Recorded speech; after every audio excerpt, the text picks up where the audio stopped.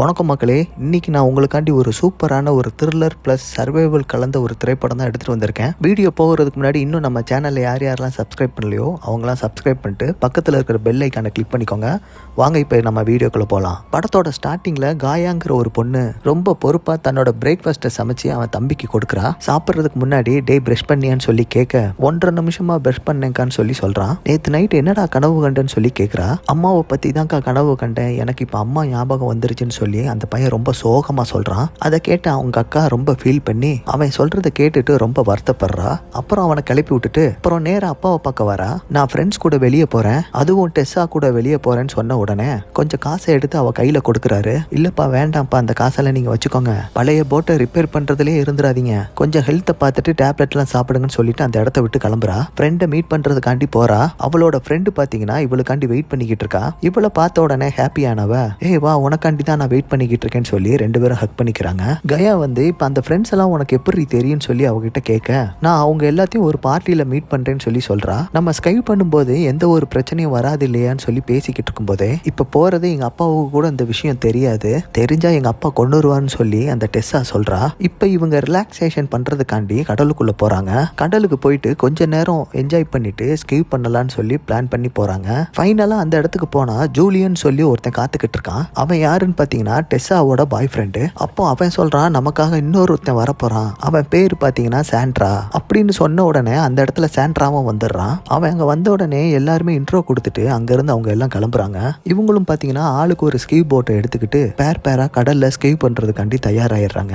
இதுல கெயாவும் சாண்ட்ராவும் புதுசுங்கிறதுனால எப்படியாவது ஃப்ரெண்டை பிடிச்சு கொடி விட்டுறாதுன்னு சொல்லிட்டு ஃப்ரெண்டை பார்த்து டெஸ்ஸா ஜாலியா கலாச்சிட்டு இங்க இருந்து கிளம்புறாங்க. செம்ம ஜாலியா அங்க ஒரு குட்டி தீவு மாதிரி இருக்கு, அந்த தீவுல உட்காந்து பேசிக்கிட்டு இருக்கிறாங்க. அந்த சமயத்துல கெயாவும் சாண்ட்ராவும் ஒரு இடத்துல உட்காந்துருப்பாங்க. சாண்ட்ரா கிட்ட கெயா, உனக்கு எந்தெந்த மாதிரி ஆம்பிஷன்லாம் இருக்குன்னு சொல்லி கேட்க அவனோட ஆம்பிஷனை பத்தி சொல்றான். நிறைய இடத்துக்கு போகணும், நிறைய கான்டினென்ட்ஸ்க்கெல்லாம் போகணும், நிறைய ஸ்விம் பண்ணணும்னு சொல்லிட்டு அது இதுன்னு சொல்றான். அப்புறம் அவன் கெயாவை பத்தி கேட்ட உடனே எங்க அம்மா 1 வருஷத்துக்கு முன்னாடி இறந்து போயிட்டாங்க, அதுக்கப்புறம் குடும்பம் பொறுப்பு எல்லாத்தையும் நான் தான் பாத்துக்கிட்டு இருக்கேன், எனக்கு ஒரு குட்டி தம்பி ஒருத்தன் இருக்கான், அவனுக்கு நான் தான் உலகமே, அப்புறம் நான் எங்க அப்பாவையும் பாத்துக்கிறேன்னு சொல்லி அப்படி அவ சொன்ன உடனே ரொம்ப பொறுப்பான பொண்ணு போல நீ அப்படின்னு சொல்லிட்டு எல்லாரும் ஸ்விம் பண்ண ஆரம்பிக்கிறாங்க. செம்மையா இருக்கிற அந்த கிளியரான தண்ணியில பாக்குறதுக்கு ரொம்ப ரம்மியமான அந்த இடமா இருக்கும். பக்கத்திலேயே அழகான கலர் மீன்களோட நல்லா ஸ்விம் பண்ணிட்டு மேல வந்ததுக்கு அப்புறம் பாத்தீங்கன்னா ஏதோ ஒரு ஈர்ப்பு ஸ்கேண்ட்ரா மேல. அப்புறம் இவங்க இமிடியேட் லவ்வர்ஸா மாறிடுறாங்க. இதுக்கப்புறம் என்ன, மறுபடியும் அந்த தீவை விட்டு வீட்டுக்கு போகலான்னு பிளான் பண்ணவங்க திரும்பவும் ஸ்கைப் பண்ணிட்டு வந்துகிட்டே இருப்பாங்க. அந்த சமயத்துல சும்மா இல்லாம பார்த்தா ரொம்ப ஃபாஸ்டா ஸ்கைப் பண்ணுவாங்க. அந்த சின்ன போட் பாத்தீங்கன்னா எகிரி எகிரி பறக்குது. அந்த சமயத்துல இவங்க 2 பேரையும் முந்திக்கிட்டு டெஸ்ஸாவும் ஜூலியனும் ரொம்ப ஃபாஸ்டா போய்கிட்டு இருக்காங்க. இவங்க ரொம்ப வேகமா போனனால அங்க இருக்கிற காத்து இவங்க படகையே கவுத்தி விட்டுருது. கயாவும் சாண்ட்ராவும் இவங்களுக்கு பின்னாடி ரொம்ப தூரமா வந்துகிட்டு இருக்கனால இவங்க கீழே விழுந்ததை அவங்க கவனிக்கல. வந்த ஃபாஸ்ட்ல கண்ட்ரோல் பண்ண முடியாம ஜூலியன் மேல அந்த படகு இடிச்சிருது. அவ்வளவுதான், அந்த இடமே பாத்தீங்கன்னா ரத்த வெள்ளமா மாறிடுது. அப்புறம் பாத்தீங்கன்னா இவங்களோட போட்டு அவங்க போட்டு மேல மோதினால 2மே கீழே விழுந்துருது. சரியான அடி வேற.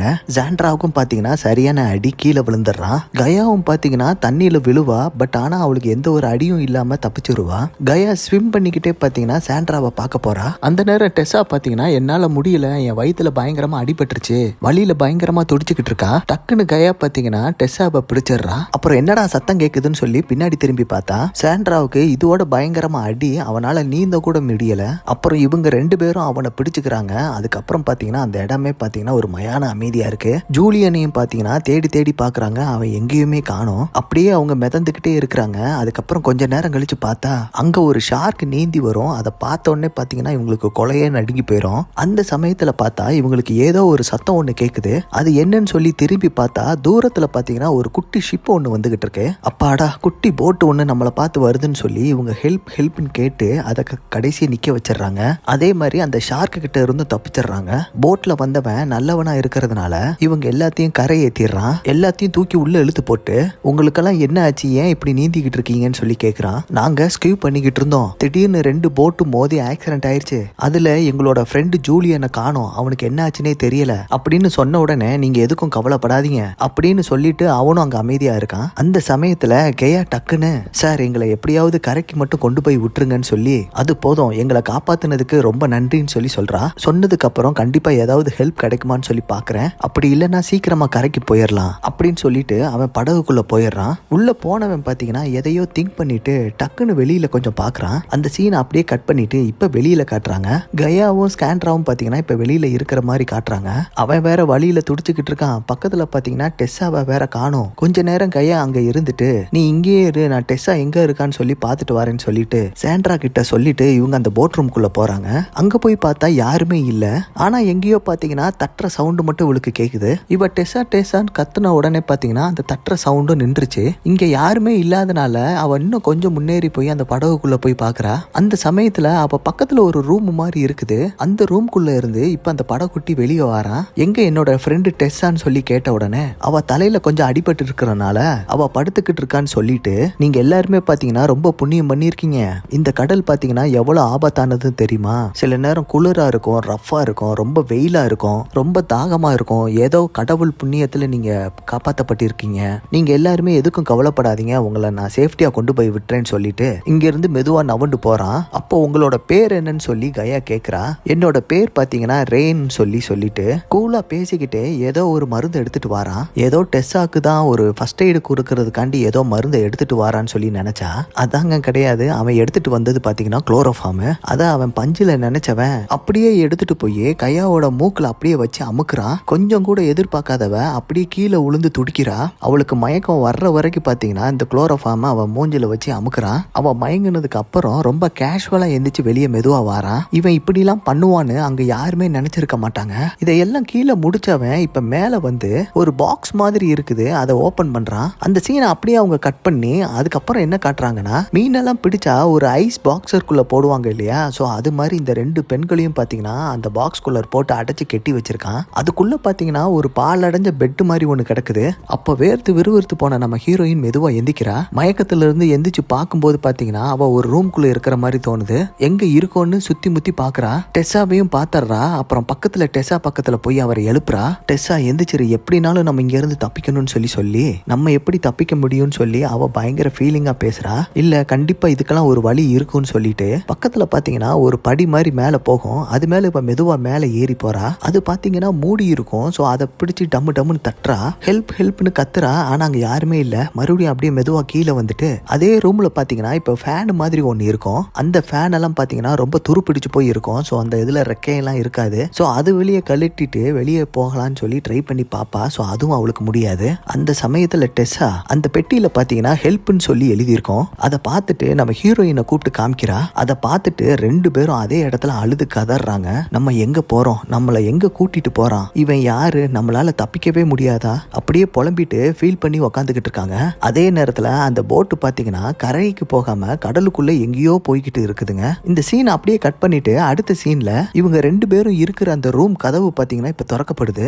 ஏதோ ஒரு கூடை மாதிரி அந்த ரே வந்து உள்ள அனுப்புறான். கூடையில இருக்கிறது சாப்பாடு, அதெல்லாம் ரெண்டு பேரும் எடுத்து சாப்பிடுங்கன்னு சொல்லி சொன்ன உடனே எங்களை எங்க கூட்டிட்டு போற, எங்களை என்ன பண்ண போறன்னு சொல்லிட்டு இவ கேள்வி மேல கேள்வி கேட்கிறா. கேட்டுக்கிட்டே என்னோட தம்பிக்கு பாத்தீங்கன்னா என்னை விட வேற யாருமே கிடையாது, ரொம்ப சின்ன பையன், எங்க அப்பாவுக்கு வேற உடம்பு முடியல, என்னை தயவு செஞ்சு வெளியே விட்டுருன்னு சொல்லி கேட்கிறா. எங்க ரெண்டு பேர்த்தையும் வெளியே விட்டுரு, இந்த விஷயத்த நாங்க யாருக்கிட்டையும் சொல்ல மாட்டோம்னு சொல்லி அப்படியே படி ஏறி மேல போவான் பாருங்க. அதுல அவன் காண்டாயி ஒழுங்கு மரியாதை கீழே இறங்கி போயிரு, இது என்னோட போட்டு, இங்க நான் வைக்கிறது தான் சட்டம், உங்களுக்கு சாப்பாடே கிடையாது, அதே மாதிரி என்னை தாக்க வருவதெல்லாம் இங்க வேலைக்கே ஆகாது, இப்ப என்கிட்ட நீங்க கேள்வி கேட்டீங்க இல்லையா, சோ அதனால உங்களுக்கு சோறே கிடையாதுன்னு சொல்லிட்டு கீழே இறக்கின மூட்டையை அவன் மேல தூக்கிடுறான். இதுக்கப்புறமும் நீங்க கேள்வி கேட்டீங்கன்னா தப்பிக்க நினைக்கணும்னு நினைச்சீங்கன்னா உங்களுக்கு தண்ணி கிடையாது, இதுக்கப்புறம் நீங்க அதே இதை பண்ணீங்கன்னா உங்களை நான் பயங்கரமா தாக்குவேன்னு சொல்லிட்டு ஒரு மாதிரியா நக்கலா பேசிட்டு இவன் மேல போறான். இவன் பேசுறதெல்லாம் கேட்ட காயாவுக்கு பாத்தீங்கன்னா பயங்கரமா கோவமாயிருது. படி மேல வேகமா சரசரசன் மேல ஏறி வாரா. அப்போ டப்புன்னு கதவை மூடி லாக் பண்ணிடுறாங்க. அப்புறம் வெளியில பாத்தீங்கன்னா ரொம்ப கேஷுவலா உட்காந்து மீன் பிடிச்சு, அதுவும் தூண்டில்ல போட்டு பிடிச்ச மீனெல்லாம் எடுத்து மெதுவா கட் பண்ணி அதை அழகா சமைச்சு ரொம்ப ருசியா மெதுவா கேஷுவலா சாப்பிட்டுக்கிட்டு இருக்கான். அதே சமயத்துல கீழே இருக்கிற ரெண்டு பேரையும் காட்டுறாங்க. அவங்க ரெண்டு பேரும் பயங்கரமா ஃபீல் பண்ணிட்டு அந்த பெட்டில் கூனி குறுகி போய் பயந்து போய் உட்காந்து இருப்பாங்க. அந்த சமயத்துல ஏய் டீசா கேட்டியா, இங்க ஒரு படகு வர்ற சத்தம் கேக்குது அப்படின்னு சொல்லி ரொம்ப சைலண்டா கேட்டுட்டு அதை நம்மளை நோக்கி தான் வருதுன்னு சொல்லிட்டு இவங்க ரெண்டு பேரும் பேசிக்கிட்டு இருக்காங்க. அப்படியே வெளியே காட்டுறாங்க. ஒரு சின்ன போட்டுல இந்த படகை நோக்கி ஒருத்தர் வாராரு. வந்தவரு என்னப்பா வேலையெல்லாம் கரெக்டா முடிச்சிட்டியா, இவன் ஏன் இப்படி படுத்து கிடக்கான்னு சொல்லி கேட்கிறாரு. அப்படி கேட்ட உடனே ரே சொல்றான், இவங்கெல்லாம் பாத்தீங்கன்னா ஸ்கியூ பண்ணி இங்க வந்திருக்காங்க, அதில் ஆக்சிடென்ட் ஆகி இவன் மயக்கத்தில் இங்கே கிடக்குறான் அப்படின்னு சொல்லி சொல்கிறான். அதுக்கு சரி அந்த மற்ற 2 பேரை எங்கன்னு சொல்லி இவர் கேட்குறாரு. கீழே இருக்கிறாங்கன்னு சொல்லி ரே சொன்ன உடனே கீழே போன அந்த 2 பேரும் அந்த 2 பெண்களையும் பார்த்தீங்கன்னா உத்து பார்த்துக்கிட்டு நிற்கிறாங்க. இதில் யாருக்கு அதிகமாக அடிபட்டிருக்குன்னு சொல்லி ரே கிட்ட இவர் கேட்க, அதோ ரைட் சைடில் இருக்காளே அந்த பொண்ணுக்கு தான் சொல்ல, அப்போ டெஸ்ஸா மேலே ஒரு சின்ன டார்ச் லைட் மாதிரி அடிச்சு இந்த டாக்டர்ஸ்லாம் அடிப்பாங்களே, ஸோ அந்த மாதிரிலாம் அடிச்சு உனக்கு என்னம்மா பிரச்சனைன்னு சொல்லி கேட்குறாரு. எனக்கு வயிற்றுல என்னம்மா கொஞ்சம் சத்தமாக சொல்லு அப்படின்னு சொல்லி சொல்கிறாரு. எனக்கு வயிற்றுல கொஞ்சம் அடிபட்டிருக்குன்னு சொல்லி சொல்கிறா. சரி வாமா உன்னை செக் பண்ணணும்னு சொல்லிட்டு இப்போ வந்தாலும் இவளை கூப்பிட்றான். அவள் ரொம்ப பயந்து போய் உட்காந்துருக்கா. எதுக்கும் பயப்படாத, நான் டாக்டர் தான், வா உன்னை சரி பண்ணிடுறேன் அப்படின்னு சொல்லிட்டு வயிற்றை செக் பண்ணிக்கிட்டு இருக்கான். அந்த நேரத்தில் ரேய் சும்மா இல்லாமல் அவன் கையில் 2 கத்தியை எடுத்துட்டு காயா கிட்ட காமிச்சிட்டு, இது உனக்கு வேணுமா, வா நான் கீழே போடுறேன் வந்து எடுத்துக்கோ அப்படின்னு சொல்லி கையை கட்டுறான். அதை பார்த்த நம்ம டாக்டரும் சும்மா இல்லாம ஷேக்ஸ்பியர் சொன்ன ஒரு பழமொழியை சொல்லுவாரு, பொண்ணு சிறுசா இருக்குன்னு நினைக்காத, முறப்பு ஜாஸ்தி அப்படின்னு சொல்லிட்டு மேலே போறாங்க.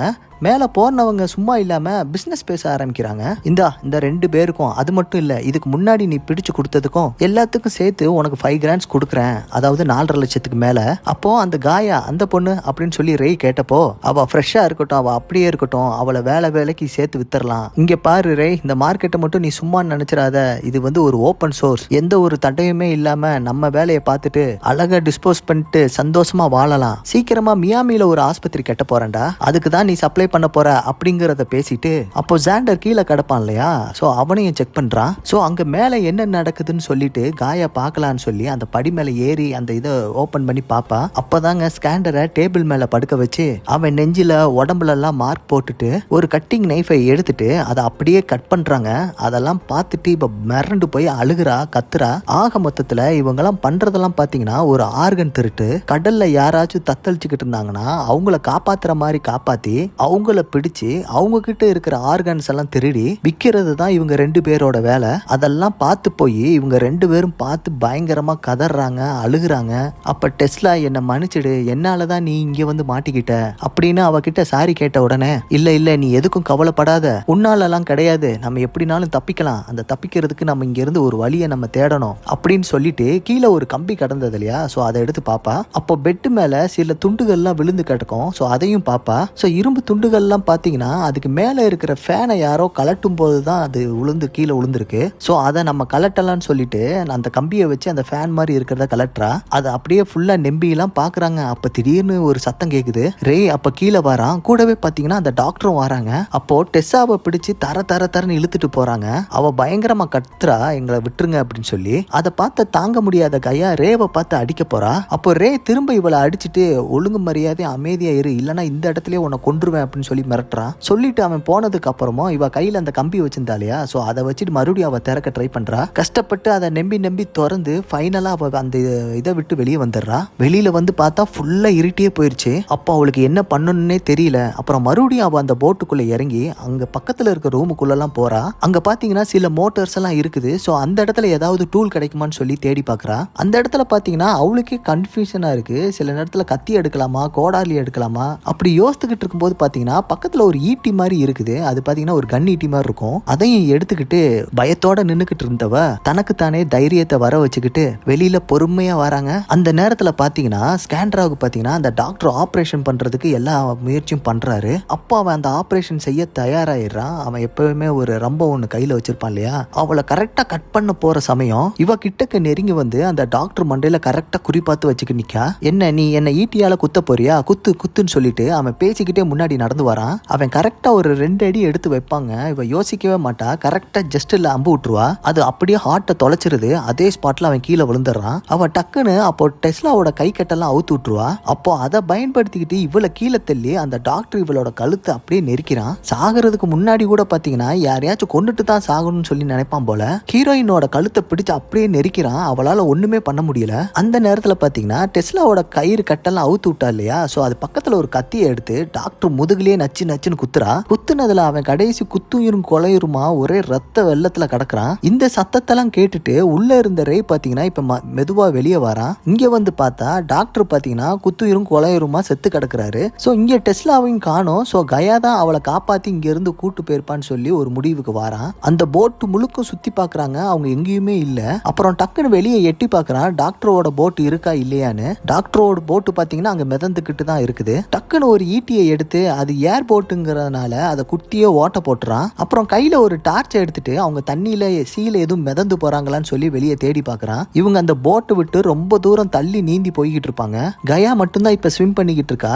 டெஸ்லாவால் பார்த்தீங்கன்னா சுத்தமாக ஸ்விம் பண்ண முடியல. ஆல்ரெடி அவளுக்கு வயிற்றுல வேற பயங்கரமாக அடிபட்டு இருக்குது இல்லையா, ஸோ அதனால அவளால் ஸ்விம் பண்ணவும் முடியல. அப்போ பார்த்தீங்கன்னா அந்த கையில் இருந்த லைஃப் ரிங்கில் அவளை மிதக்க வச்சு இழுத்துக்கிட்டு இருக்கா. அதே சமயத்தில் பார்த்தீங்கன்னா அங்கே பாரு, அங்கே பக்கத்தில் ஒரு போட் இருக்குது. ஸோ நம்ம இங்கேருந்து நீந்தி அங்கே போயிட்டோம்னா கண்டிப்பாக நம்ம பொழைச்சிக்கலாம். அங்கேருந்து போலீஸுக்கு கால் பண்ணால் நம்மளை கண்டிப்பாக காப்பாற்றிடுவாங்கன்னு சொல்லி சொல்கிறா. கொஞ்சம் கோஆப்ரேட் பண்ணு, கண்டிப்பாக என் கூட நீந்திவான்னு சொல்லி அவளை இழுத்துட்டு எவ்வளவோ ட்ரை பண்ணுறா. உண்மையிலே ஒரு கட்டத்துக்கு மேலே அவளால் இழுக்க முடியலங்க. அதுக்கு டெஸ்லா இங்க பாரு, நீ இப்போ என்னை விட்டுட்டு நீ இங்க இருந்து போ, நம்ம 2 பேரும் சேர்ந்து ஸ்விம் பண்ணணும்னு நினைச்சா கண்டிப்பா முடியாது, என்னால முடியல, நான் இங்கேயே இருக்கிறேன், நீ போ அப்படின்னு சொல்லிட்டு அவளை அனுப்பிச்சு வச்சிடறா. சரி நான் போறேன், நீ இங்கேயே இரு, இந்த ரிங்கை பிடிச்சிட்டு நீ பத்திரமா இங்கேயே இருன்னு சொல்லிட்டு இவ்வளவு நீந்தி தயாராயிடுறா. அப்புறம் அங்க போய் பார்த்தா அந்த போட்டுக்குள்ள யாருமே இல்லைங்க. தேடி தேடி பாக்குறா, லைட் எரியுது, எல்லாமே இருக்கு. ஆனா பாத்தீங்கன்னா ஒரு ஆள் கூட அங்க இல்ல. அவங்க அப்பா ஆல்ரெடி போட் வச்சிருந்தனால இவளுக்கு கொஞ்சம் போட் ஆப்ரேட் பண்ண தெரியும் போல. எல்லா சுவிட்சையும் ஆன் பண்ணி அதை ஸ்டார்ட் பண்ண ட்ரை பண்றா.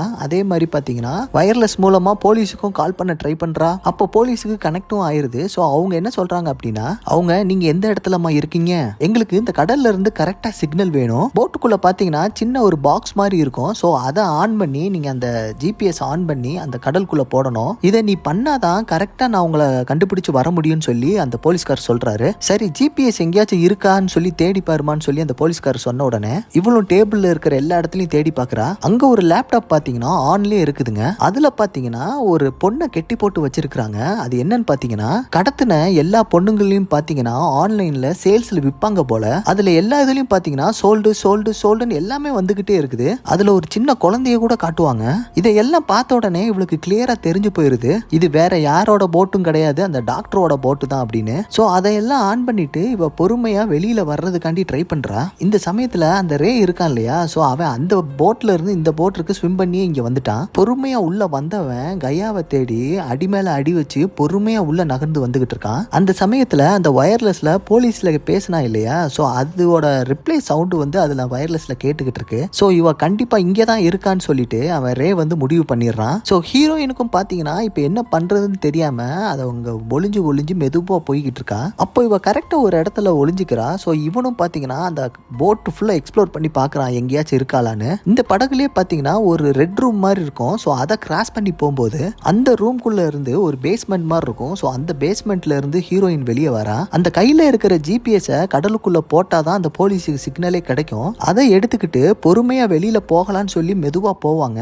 அதே நேரத்துல அந்த ரேவும் பாத்தீங்கன்னா இவளுக்கு பின்னாடி அப்படியே வந்துடுறான். பின்னாடி ரே தான் நிக்கிறான்னு தெரிஞ்ச ஹீரோயின் அப்படியே திரும்புறா. அப்படியே எந்த கான்வர்சேஷன் இல்லாம கிட்டக்க வந்து அவளை அப்படியே பிடிக்கிறான். அவ்வளவுதான், 2 பேரும் அமைதியா நின்னுக்கிட்டு இருக்கிறாங்க. அப்பதான் காட்டுறாங்க ரே கையில வச்சிருந்த கத்தி பாத்தீங்கன்னா இப்ப ஹீரோயினுக்கு வயித்துல குத்திடுறான். ரத்தம் பாத்தீங்கன்னா பொலன்னு கொட்டுறது. அவளால எதுவுமே பண்ண முடியல, அப்படியே படுத்துடுறா. சோ தரையில படுத்துட்டு இந்த வழியில துடின்னு துடிச்சுக்கிட்டு இருக்கா. அந்த நேரத்துல அந்த கில்லர் ரேவ அப்படியே பார்த்தவா பொறுமையா அவ கையெடுத்து அவன் கன்னத்துல அப்படியே தடவுறா. பொறுமையா அவளோட கையை ஒசைச்சு அவன் தலையை பிடிச்சு முன்னாடி இழுக்கிறா. என்னடா இது, ஒரு கில்லர் மேல இவ்வளவு பாசமான்னு சொல்லி நம்ம பார்க்கும்போது இப்பதான் கொடுக்குறாங்க ஒரு ட்விஸ்ட். கிட்டக்க வந்த ரே மேல இவ கையில வச்சிருந்த இந்த பிளேர் கன்னை எடுத்து அவ வாயிலே சுற்றா.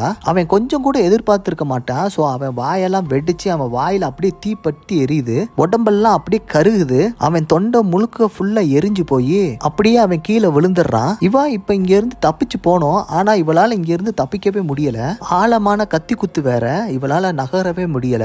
அப்புறம் அந்த ஜிபிஎஸ் தூக்கினாலும் கடல்ல போட்டலான்னு சொல்லிட்டு மெதுவா தூக்கி போடுறா. அது பாத்தீங்கன்னா இங்க இருந்து பறந்து போய் இந்த கப்பலோட விளிம்புல போய் மாட்டிக்கிடும். கடைசி பாத்தீங்கன்னா இவளால சுத்தமா நவரவும் முடியல, அசையும் கூட முடியல. அவ அப்படியே மயங்கி விழுந்துடுறா. ஒரு பக்கம் பாத்தீங்கன்னா இந்த கில்லர் மறுபடியும் எந்திரிச்சு நின்றுவான்னு சொல்லி நமக்கு பயமா இருக்கும். ஆனா அந்த போட் பாத்தீங்கன்னா தண்ணியில மிதந்துகிட்டே இருக்கிறதுனால அந்த முனியில இருந்த ஜிபிஎஸ் பாத்தீங்கன்னா இப்ப கரெக்டா அந்த தண்ணிக்குள்ளேயே விழுந்துரும். ஏன்னா அங்க அடிச்ச அலையிலையும் அந்த காத்துலயும் பாத்தீங்கன்னா அதை அசைஞ்சு அப்படியே உள்ள விழுந்துரும். ஃபைனலா பாத்தீங்கன்னா போலீஸும் இவங்களை தேடி அந்த இடத்துக்கு கரெக்டா வந்துருது. அதுக்குள்ள பாத்தீங்கன்னா விடிஞ்சே போற மாதிரி காட்டியிருக்காங்க. அப்புறம் இவளை ரெஸ்கியூ பண்ணி இவளுக்கு ஃபர்ஸ்ட் எய்ட் மாதிரி கொடுத்து ஹெலிகாப்டர்ல தூக்கிட்டு போயிட்டு அப்புறம் அந்த டெஸ்லாவையும் கண்டுபிடிச்சு அவளையும் ரெஸ்கியூ பண்றாங்க.